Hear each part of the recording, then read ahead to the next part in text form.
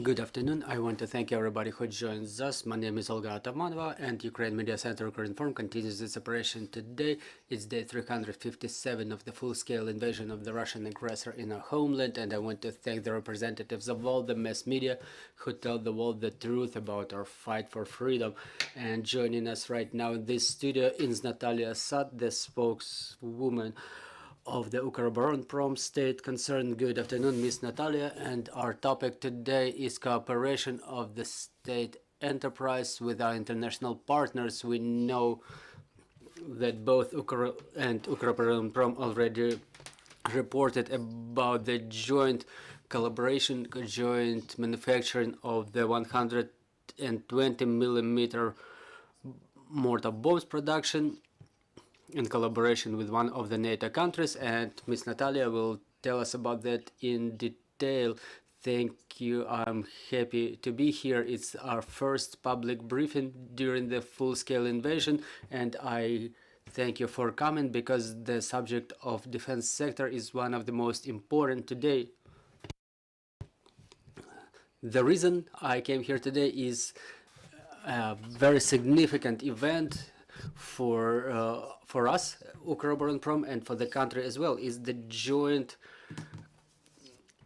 manufacturing of one of the most demanded types of ammunition, 120 mortar bombs, in one of the NATO countries.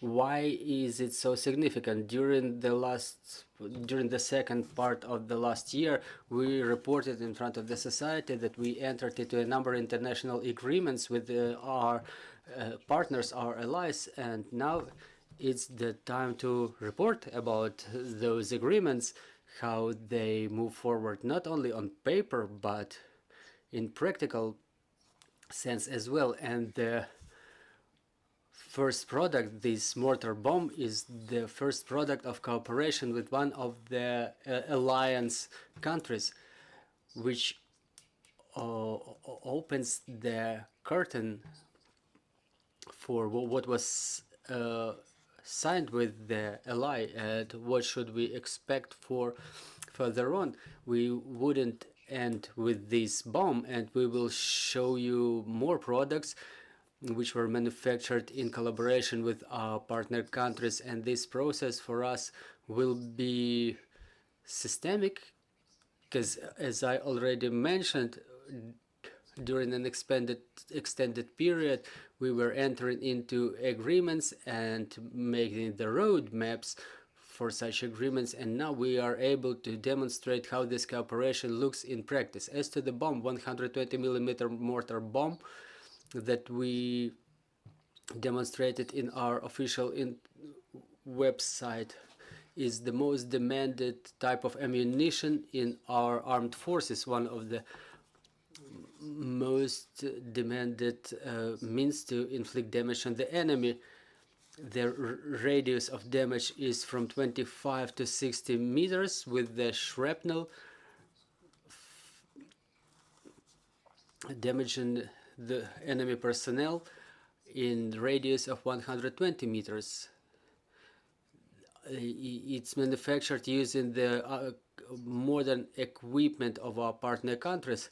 And what's the difference between 120 millimeter bomb and 82 millimeter bomb? If 82 millimeter bomb is the Ukrainian product manufactured in foreign manufacturing capacities, we use the manufacturing capacities of our partners, our allies, to assemble this important means of damage abroad. So 120 millimeters mine is the foreign product. It was jointly developed, and so we worked together with the partners in its development and manufacturing. Meanwhile, both bombs are being assembled on a modern equipment which allows for working every single millimeter of the shell that influences the ballistics of the shell of the bombs, the trajectory and the precision of damage. So I could summarize that the appearance of this 120 millimeter bomb is first joint product with one of the NATO members. So why don't we divulge the origin, the name of this country? This is the non-disclosure article of our agreements that we entered into, and second is the security, because it's one of the Central European countries who suffers or is threatened by some information hybrid risks, and we don't divulge the name of this country, but after our victory we will report who was in cooperation with us in manufacturing this efficient ammunition. So, and another thing why it's significant to us is the integration into cooperation chains with the North Atlantic Treaty Organization. 2 years before, we were talking about transformation of Ukroboronprom into a modern defense corporation, and the war became a catalyst for such transformation. And what we only could dream about before the full-scale invasion, it started happening during the war. It's corporatization of our enterprises, transformation into more flexible forms that allow creating joint enterprises. I think soon we will report about the first joint enterprise with our allies, where we, with the ownership divided 50-50. And the second thing is the joint manufacturing. No matter how we try to avoid those conversations, there are concerns about transfer of technologies, about copyright and intellectual property, and so on and so forth. So there are always concerns and caution in such matters. So war expedited that process. So our distance with our allies becomes shorter. It's the gradual movement to cooperation with a number of partner countries who work exclusively today. So such cooperation, the appearance of this bomb is the work exclusively for the benefit of the armed forces of Ukraine. But as the war is over, I'm convinced that we will be talking about covering the needs of the armed forces of our allies. We will manufacture some products that will be adopted by our partners.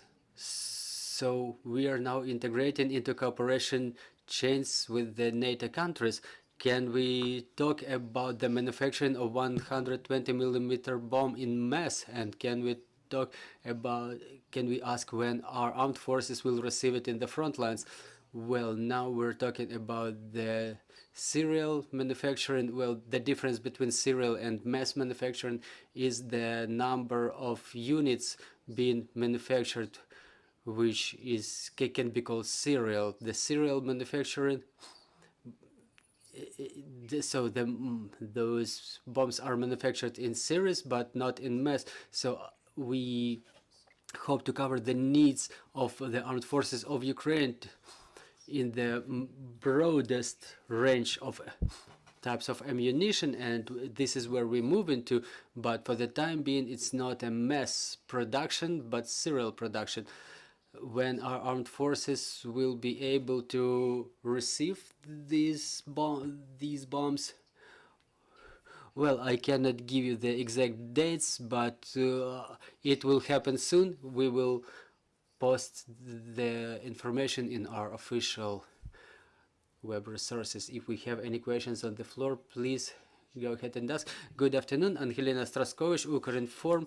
It's known that Ukroboronprom works actively on development of the UAV with the effective distance of 1,000 kilometers. So what phase is the development of this UAV is in? We've already seen the video of it's being launched. Well, it's a different UAV.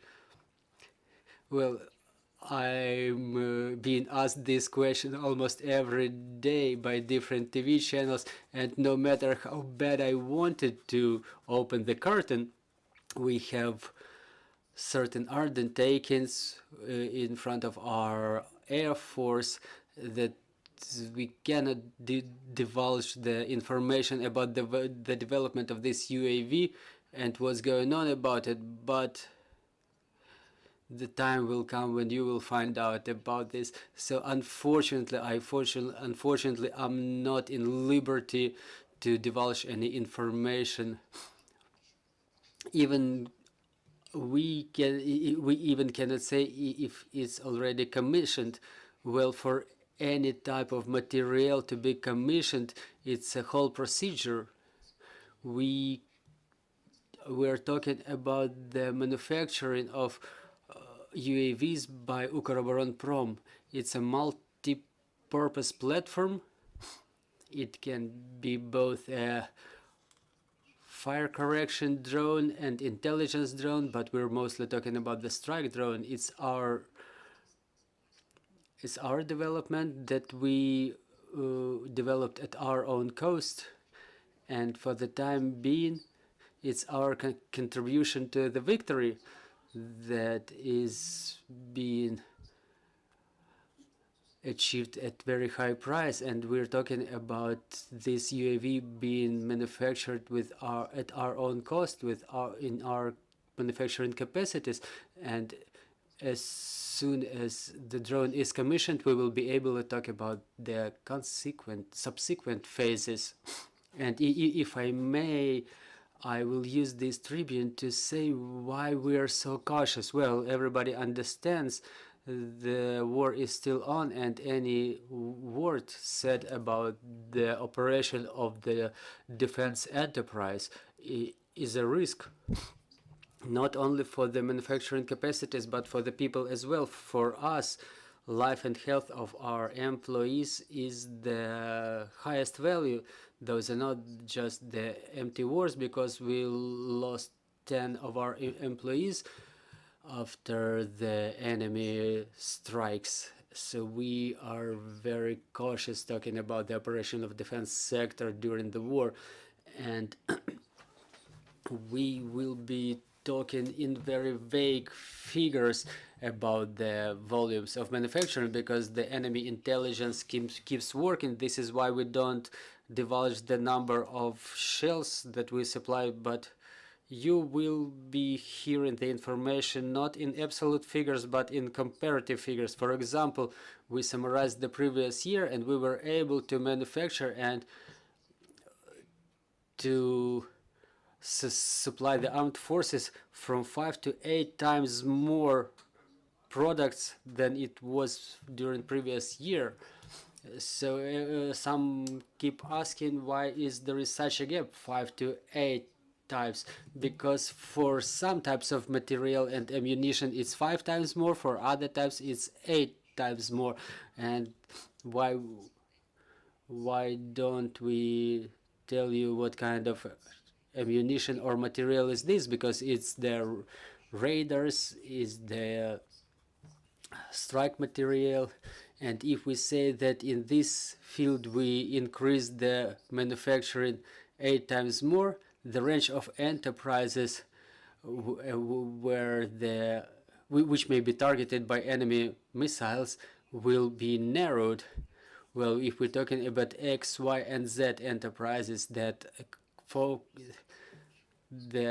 concentrate all the manufacturing, because if say X enterprise manufactures 8 times more products, that will be a call for enemy fire. So this is why we're not mentioning the types of material, but we keep documenting it, and after the war is over we will divulge all the information, all the exact figures about what was supplied to the armed forces. And comparing with the pre-war time, it's been 8 years of the war for the time being. So talking about year 2021, now logistically, from logistic point of view, it all looks very difficult. We had to disseminate our enterprises all across Ukraine, and for the case of 82 millimeter bomb, we had to move the manufacturing capacities outside Ukraine, and it's all done for the security purposes. So what's logistics from the moment of assembly of a shell until its emergence as the final products? It takes more time now than it used to be, because you have to bring something to one location, so that then it's 100 kilometers to the when it's moved to another location, and then to the third, fourth, and fifth, and so on, for further assembly. And logistics is complicated these times. It's all money, it's all people, and we have to spend a lot more time to have one item of product emerge. And since we work 24/7, all those manufacturing platforms that we had to move, some manufacturing lines, they have clones in different locations. They operate according to the schedule that they picked by themselves, because 2 shifts of 12 hours or 3 shifts, 2 shifts of 12 hours and 3 shifts of 8 hours are being picked in order to catch up with logistics. And we cannot, unfortunately, manufacture everything in Ukraine. I mean, the parts, sometimes it has to be manufactured abroad, or it should be sourced abroad and then imported to Ukraine to achieve the final product. So those are the problems we're facing now. As to the manufacturing capacities that were relocated outside Ukraine, I cannot help but asking what were the challenges you were facing. We understand that it's a complicated process. How smooth is it, given that you manufacture some products in NATO countries? How do we, to what extent do we comply with their requirements for manufacturing? How similar are the processes? Well, I can say that Ukraine may, without exaggeration, manufacture everything from the point of view of military products. We can manufacture anything. I'll give you a very interesting example. Like, look how our enterprises, our manufacturing platforms repair the material. Some may keep asking, why are we talking mostly about the repair? When are we going to see the new material from the conveyor?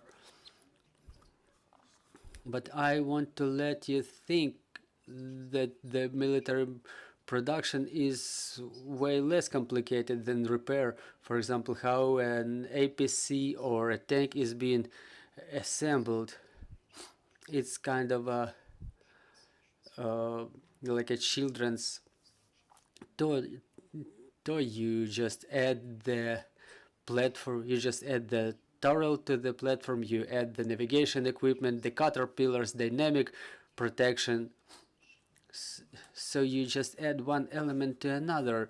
You don't need anything else. But what is repair specifically for those types of material that we accept for repair during this last year of the full-scale invasion? I've seen it in every manufacturing capacity. There is a cemetery of tanks or APCs in each such manufacturing platform. Those are the sources for cannibalization. There is one fit unit of material, and for example, the specialists have to do the non-destructive testing of the integrity to make sure that the armor is fit for even being called armor. Every part should be disassembled all the way down, minor parts for the up to the wires. So we call it the military jewelers work when they have to inspect every single millimeter of armor, every single millimeter of those parts to check the combat modules, navigation system.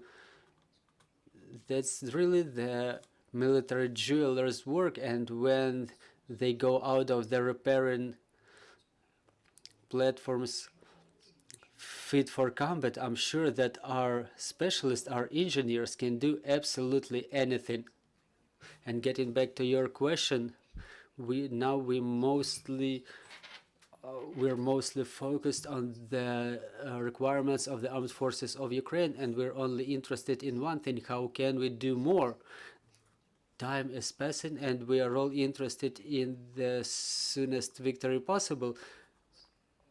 And our people who were relocated, obviously, it means complications. But during this time of full-scale invasion, you called that figure. You mentioned that figure. How many days we keep resisting? We stopped counting all those strikes.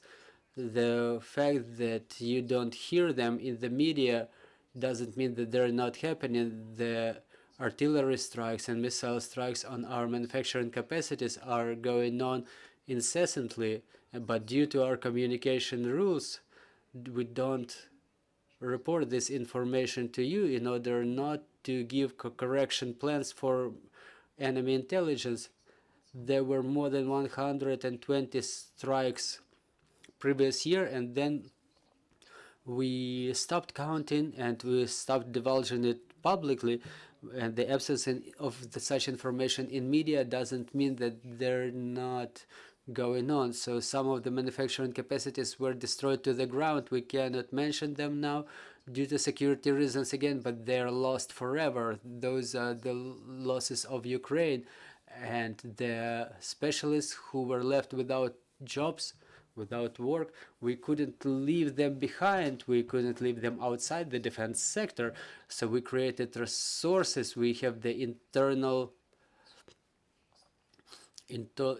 labor market, which envisages relocation for such people to the platforms where they can be useful to their country and where they can feel safe.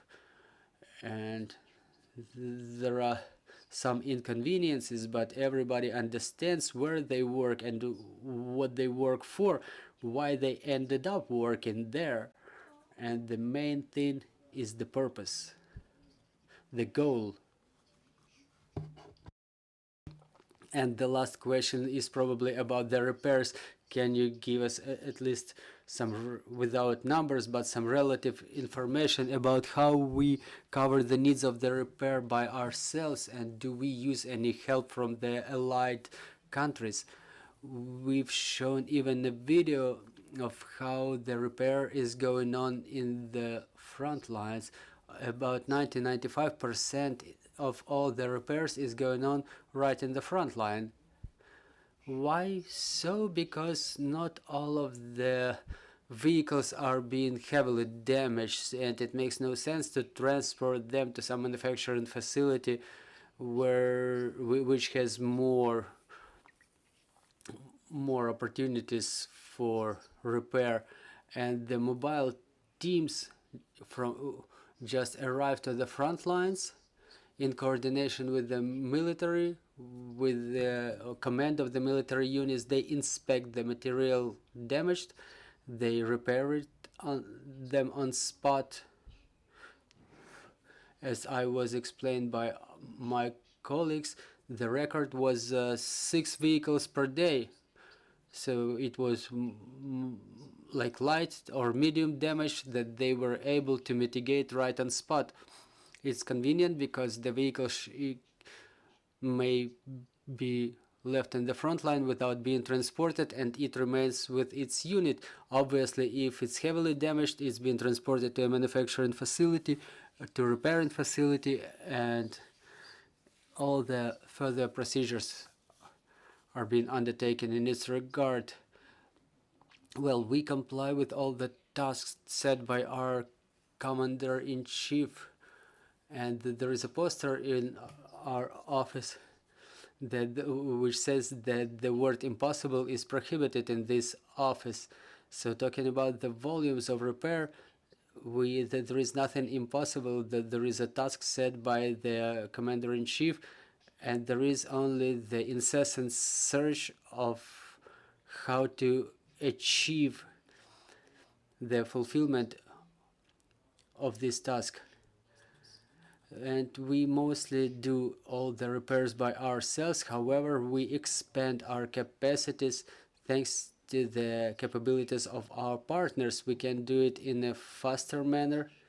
Well, we can, for example, we can repair it, but it will take 3 weeks, and using help and support of our allies, we could do it in 2 weeks.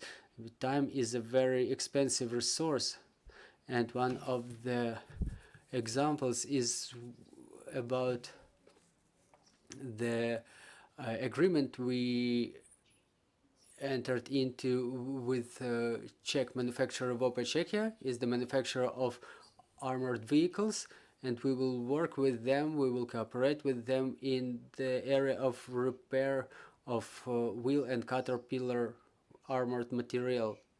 So is the example of cooperation which says that our capacities are not probably enough to fulfill the tasks in full, and we will resort to the support of our partners for this purpose. Thank you very much for joining us. I'm reminding you, joining us was Nataliya, the spokesperson of the Ukroboronprom state concern. Our next briefing is at 14:30. The ambassador extraordinary and plenipotentiary of Ukraine to the United Kingdom. So bear with us, follow our announcements, and work together for our victory. Glory to Ukraine. Thank you.